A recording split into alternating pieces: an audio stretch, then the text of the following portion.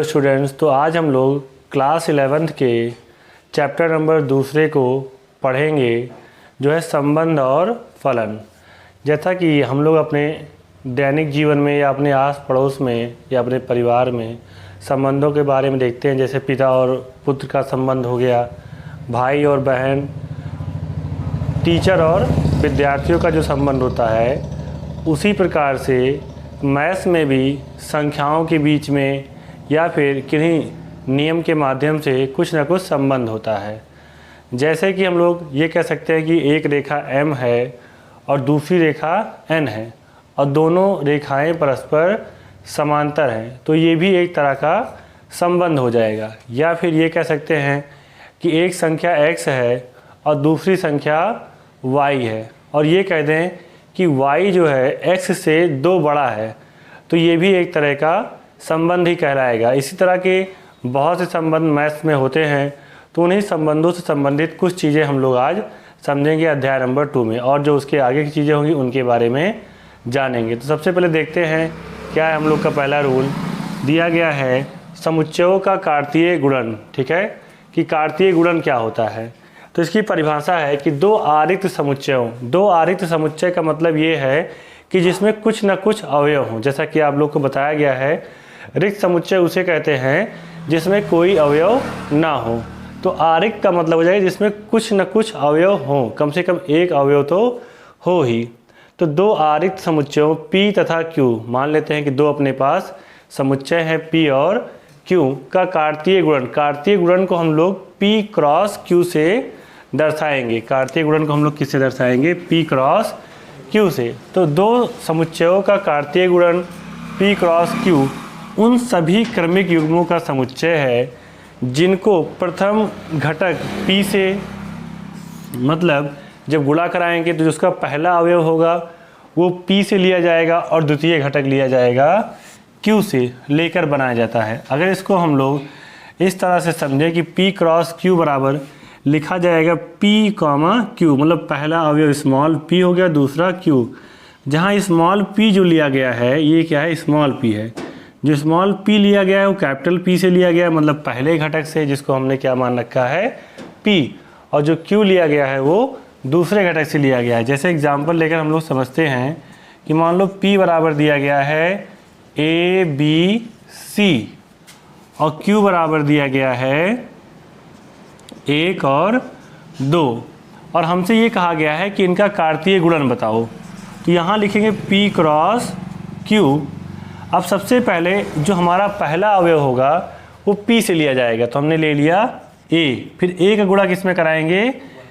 1 में, तो A comma 1 हो गया। फिर A का गुणा 2 में कराएंगे तो A कॉमा 2।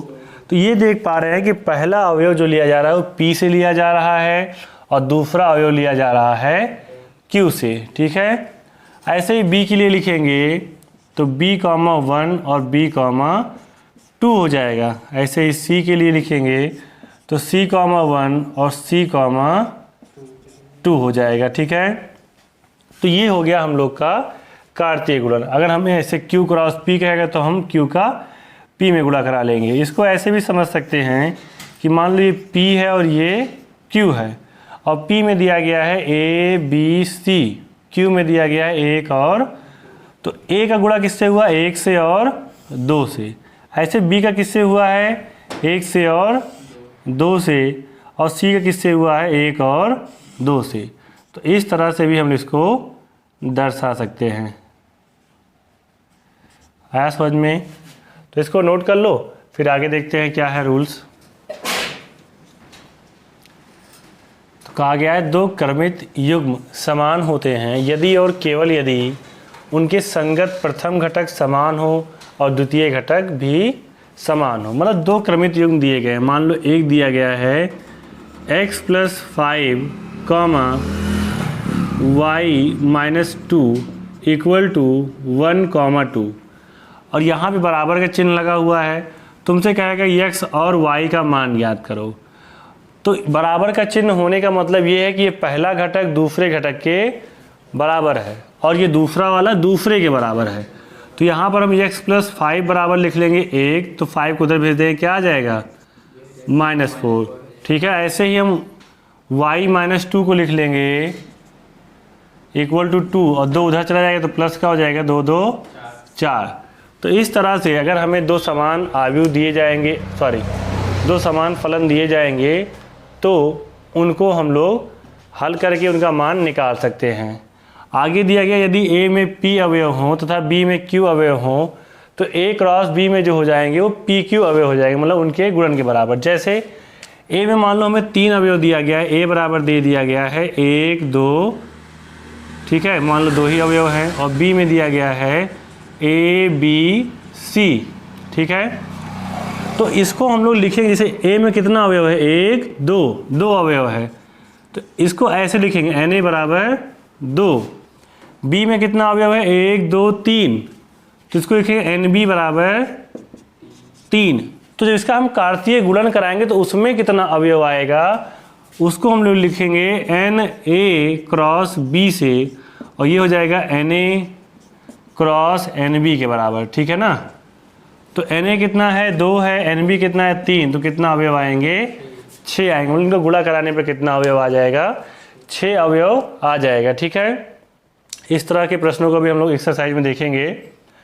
कहा गया यदि a तथा b आरित समुच्चय है और एक या b में से कोई अपरिमित है, मतलब अपरिमित मतलब जिसमें इतने अवयव हैं कि उनको गिना नहीं जा सकता है, ठीक है। अपरिमित समुच्चय के बारे में हम लोग पीछे पढ़े हैं।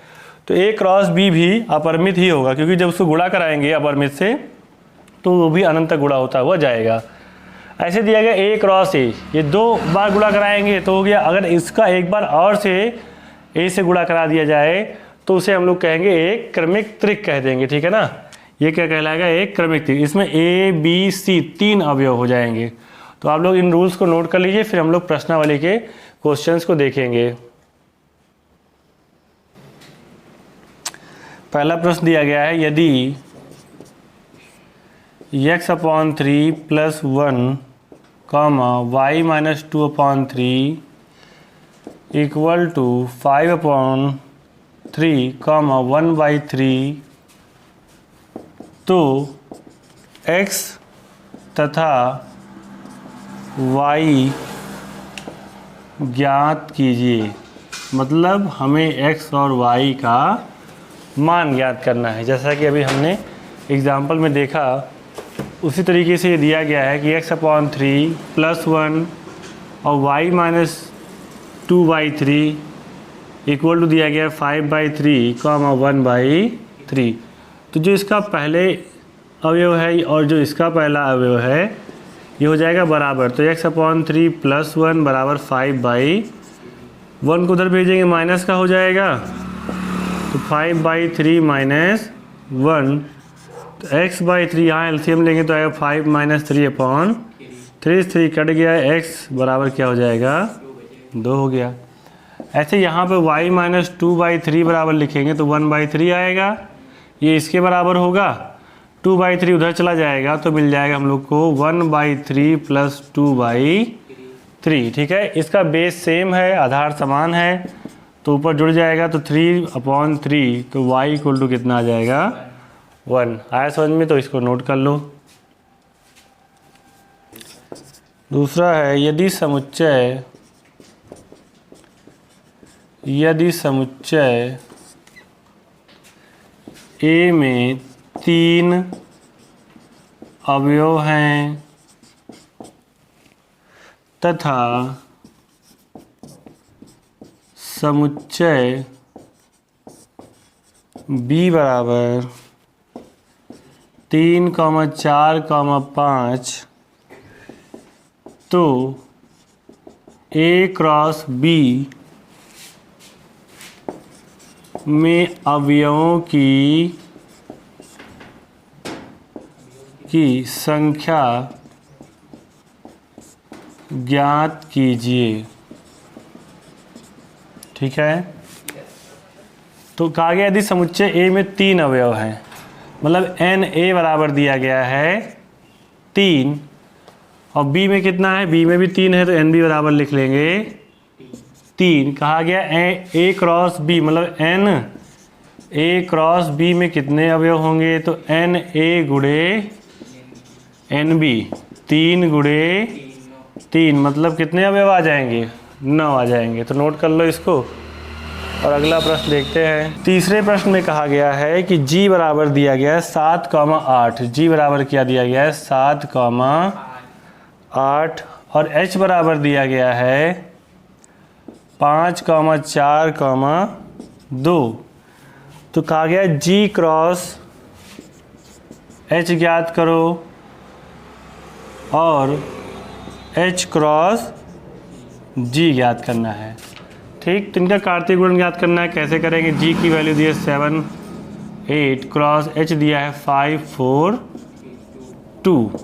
ठीक है, तो देखो ये हो जाएगा अपना 7,5, 7,4, 7,2, फिर 8 से 8,5, 8,4, 8,2 हो जाएगा। ठीक है, बहुत ही सिंपल है, हो गया। अब h को लिख लेते हैं 5, 4, 2 और g लिख लेंगे 7, 8, 5,7, 5,8, 4,7 और 4,8, 2,7 और 2,8। तो ये हो गया। ठीक है, थर्ड क्वेश्चन भी हो गया। फोर्थ में कहा गया है बताइए कि निम्नलिखित कथनों में से प्रत्येक सत्य है अथवा असत्य। यदि कथन असत्य है तो दिए गए कथन को सही बनाकर लिखना है। ठीक है, अगर असत्य है तो पहला प्रश्न दिया गया है कि यदि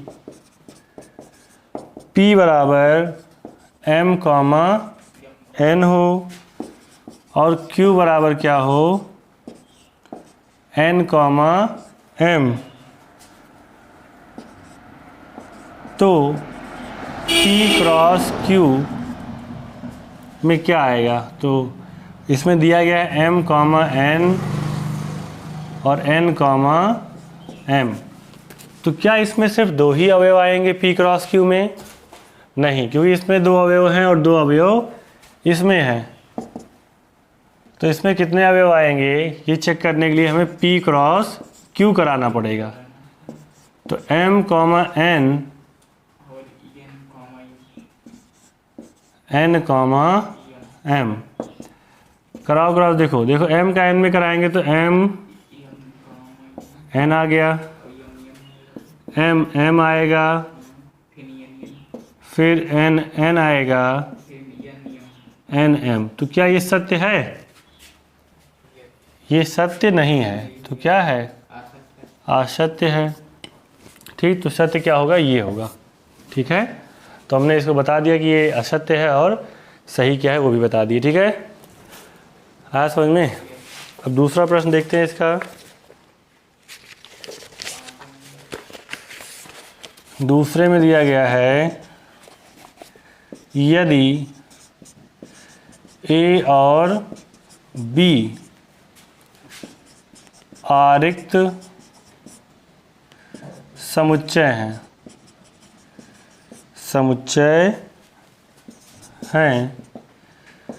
तो A क्रॉस B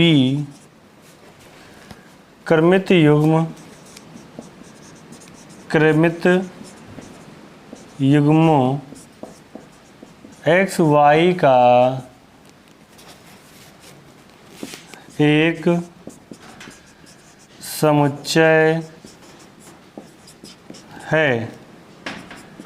इस प्रकार x एलिमेंट होगा A का तथा y एलिमेंट होगा B का। तो ये हो जाएगा सत्य।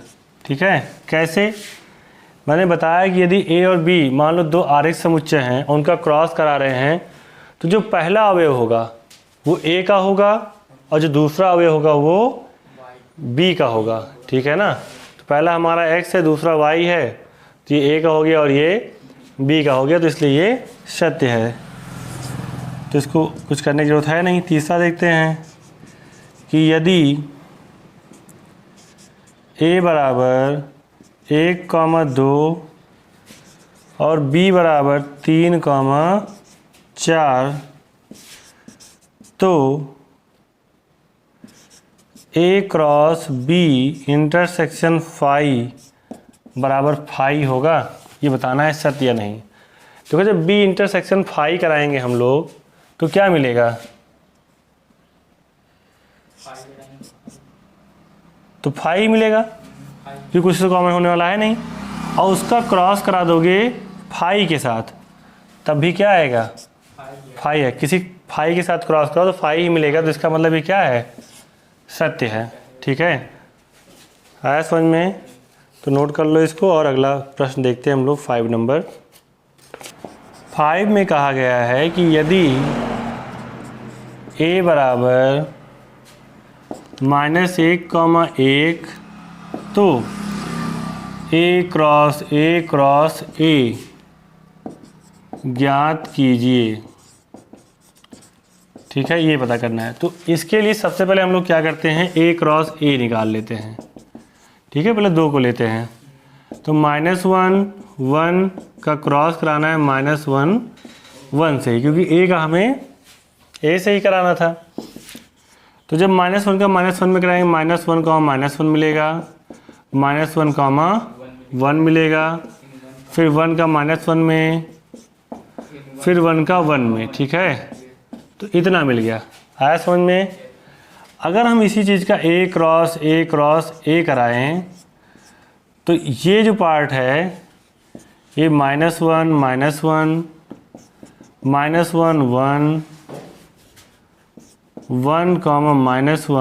और 1 ये मिलेगा, और इसका क्रॉस कराएंगे हम लोग -1 से। ठीक है, आ रही बात समझ में?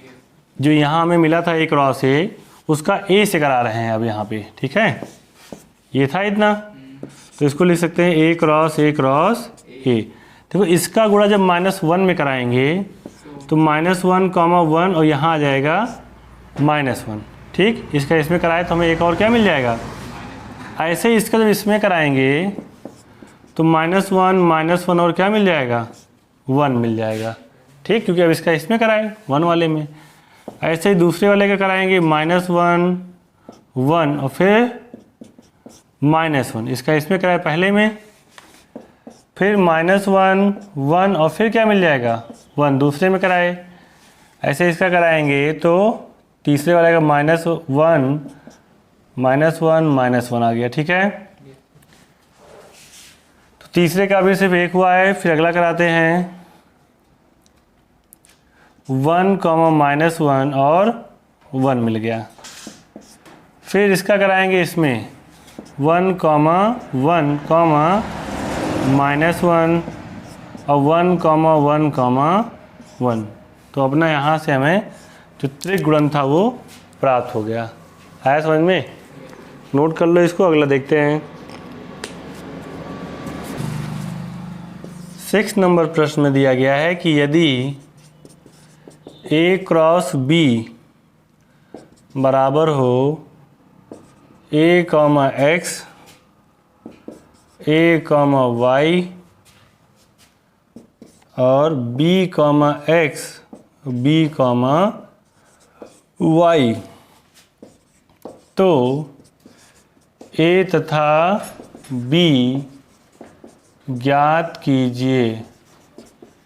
ठीक है ना, तो a क्रॉस b दिया है, अब की बार हमें a और b पता करना है। तो जो पहला अवयव होता है वो किसका होता है, a का। तो इसका मतलब a और b मिल जाएगा a में, और b में क्या मिल जाएगा हमें, x, y। ठीक है, कोई अवयव हमें 2 बार लिखने की ज़रूरत तो है नहीं। आया समझ में? तो इस तरह से 6 नंबर क्वेश्चन भी हो गया। मान लीजिए कि a बराबर 1,2, b बराबर 1 2 3 4, c बराबर 5, 6, डी बराबर हो जाएगा 5, 6, 7, 8। सत्यापित कीजिए कि पहला दिया गया है A cross B intersection C बराबर A cross B intersection A cross C के बराबर है। ठीक है, तो देखते हैं इसको। सबसे पहले यहाँ से लेफ्ट हैंड साइड लेते हैं जिसमें मिलेगा A cross B intersection C, और इसके लिए सबसे पहले B इंटरसेक्शन C फाइंड करते हैं। तो B दिया गया है हमें 1, 2, 3, 4, इंटरसेक्शन C दिया गया है 5 और 6। तो बताओ B इंटरसेक्शन C में हमें क्या मिला? 5 मिल गया, और इसका क्रॉस कराना है हमें A के साथ। तो यहाँ A में है 1 और 2, इसका क्रॉस कराएंगे 5 के साथ, क्या आएगा? 5 आ गया, मतलब लेफ्ट हैंड साइड में हमें मिल गया 5। अब राइट हैंड साइड लेते हैं,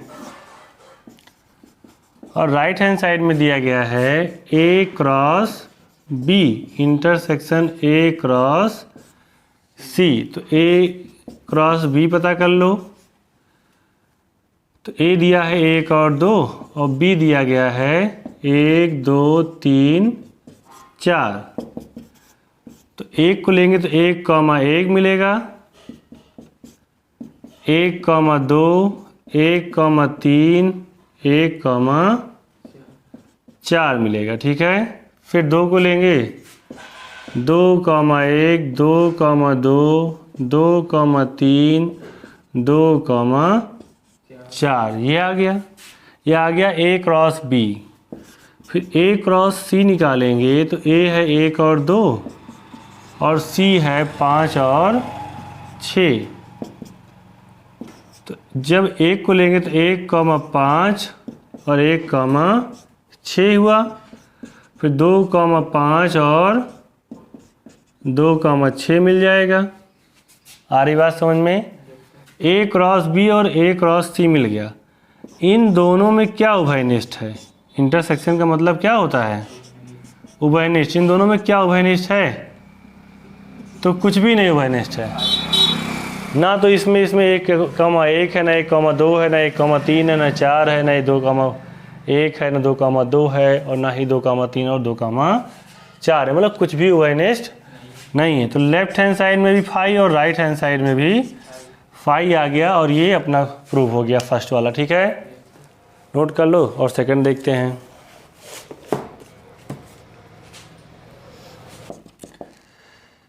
A cross C B cross D का एक उपसमुच्चय है। उपसमुच्चय है, ठीक। मतलब A cross C B cross D का एक उपसमुच्चय है। तो देखते हैं A क्रॉस C क्या आएगा।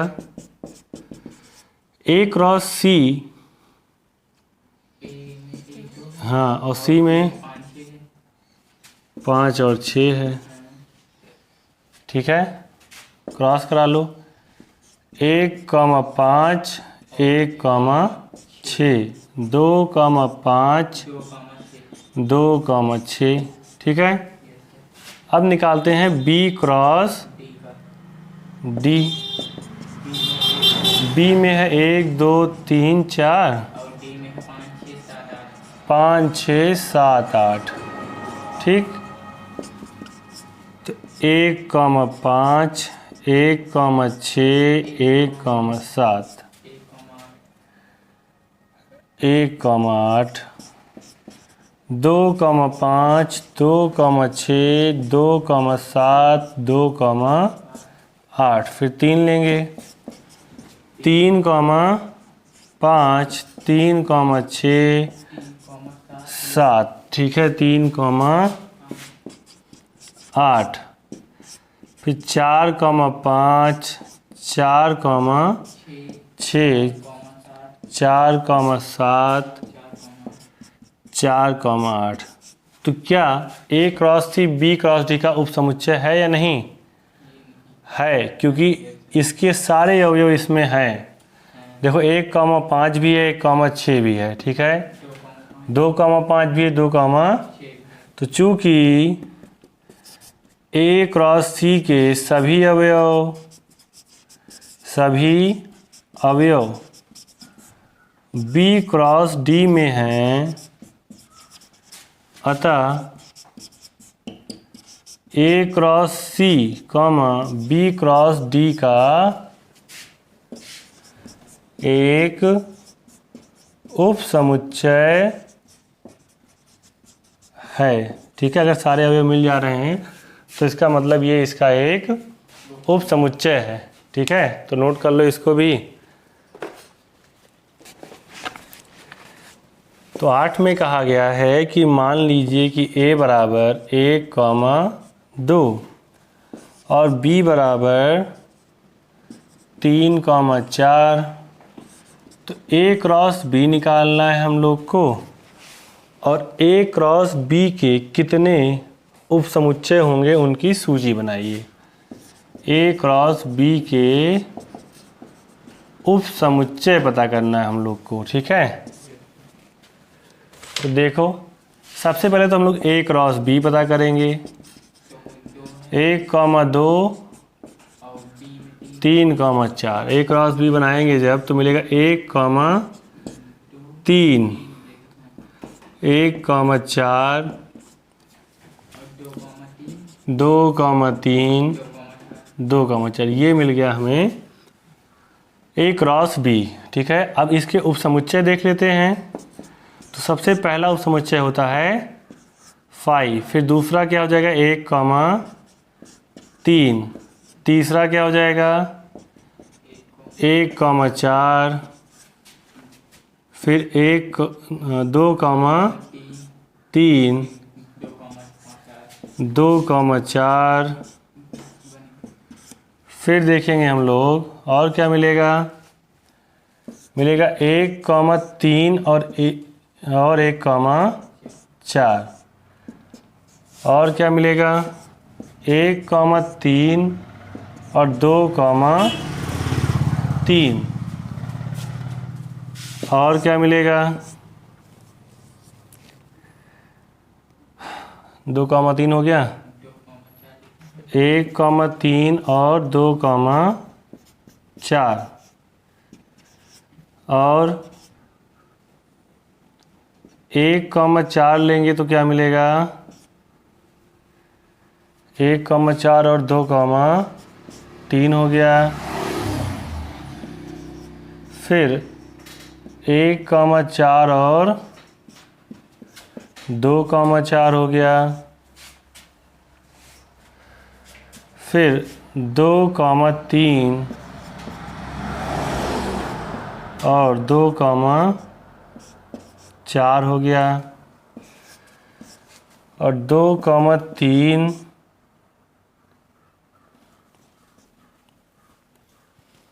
2,3 हो गया, 2,4 हो गया। ठीक है, अब 3 लेते हैं तो मिलेगा 1,3, 1,4 और 2,3। ठीक है,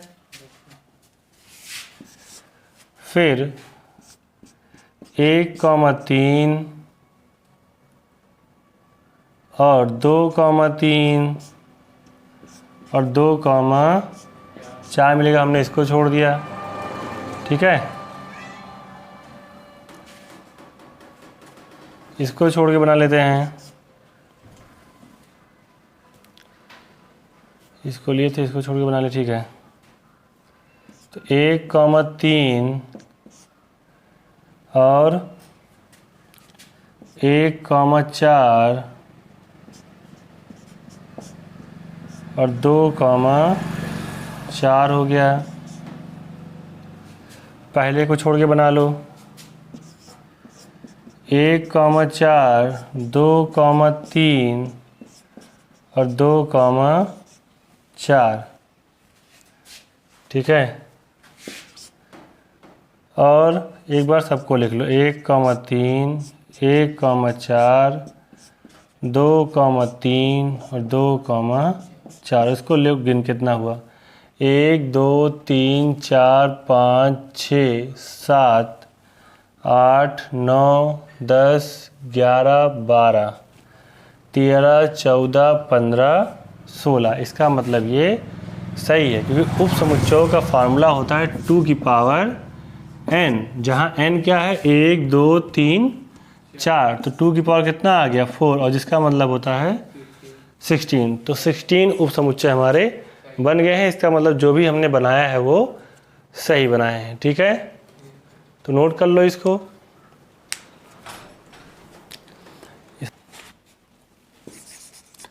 नौ नंबर है, मान लीजिए कि A और B दो समुच्चय हैं जहां कहा गया है कि Na बराबर 3 और Nb बराबर 2। यदि x, 1 कहा गया है कि A क्रॉस B में x, 1 है, y, 2 है और z, ये z है, z, 1 है, तो A और B ज्ञात कीजिए। हमें A और B ज्ञात करना है, जहाँ x, y और z भिन्न भिन्न अवयव हैं। ठीक है, तो A में 3 अवयव हैं। A मतलब पहला क्या हो जाएगा, x, y और z, हो गए 3 अवयव। और B में कहा है 2 अवयव हों, तो 2 अवयव क्या क्या हो जाएंगे, 1 और 2, 1 और 2, क्योंकि दूसरे पर 1 और 2 ही तो हैं। ठीक, 2 बार तो 1 को लिखेंगे नहीं, तो ये हो गया। ठीक है, 10 नंबर देख लेते हैं। इसमें कहा गया है कार्तीय गुणन A क्रॉस A में 9 अवयव हैं। A क्रॉस A में कितने अवयव हैं, 9, जिनमें से हमें कुछ दिया गया है, कुछ दिए हैं, जैसे कि -1, 0 और 0, 1 भी हैं। समुच्चय A ज्ञात कीजिए तथा A क्रॉस A के शेष अवयव भी ज्ञात कीजिए। ठीक है, तो देखो A में क्या रहा होगा, जो पहला अवयव है वो भी A है और जो दूसरा अवयव है वो भी A ही है। ठीक है ना, क्योंकि A का A से क्रॉस कराया गया है। तो इसमें 9 अवयव हैं, तो इसका मतलब ये 3 3 रहा होगा, तो इसमें 3 अवयव -1, 0 और 1 हो जाएंगे A में। ठीक है, तो हमें A तो प्राप्त हो गया। अब A क्रॉस A पता कर लेते हैं, तो उसके लिए -1, 0, 1 का क्रॉस कराएंगे -1, 0, 1 में।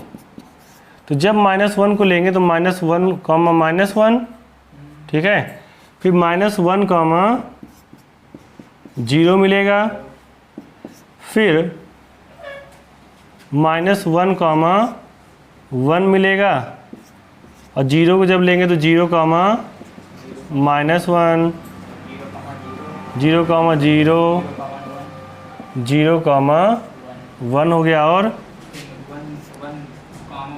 1, -1, 1, 0, 1, 1। तो हमसे शेष अवयव पूछा था, शेष अवयव, और 2 अवयव दिया गया था। कौन कौन था, -1, 0 ये दिया गया था, और 0, 1 ये दिया गया था। तो शेष अवयव क्या हो जाएंगे, -1, -1, -1, 1, 0, -1, 0, 0, 1, -1, 1, 0 और 1, 1। ठीक है, तो ये शेष अवयव अपने हो जाएंगे। आया समझ में? तो इस तरह से हम लोग की प्रश्नावली 2.1 समाप्त हो गई। इसके आगे के रूल्स हम लोग अगले वीडियो में देखेंगे। तब तक आप लोग इसको अभ्यास करते रहिए।